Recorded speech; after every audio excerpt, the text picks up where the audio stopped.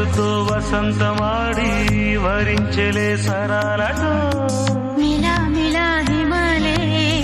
జల జల ముత్యాలుగా తడ తడ గళన తటిల్లత హారాలుగా చేతులు తాకిన కొండలకి చలనము వచ్చెనులే ముందుకు సాగిన ముచ్చటలో మూవను పలికెనులే ఒక స్వర్గం తల వంచి ఇలా చేరే క్షణాలలో అందాలలో అహో మహోదయం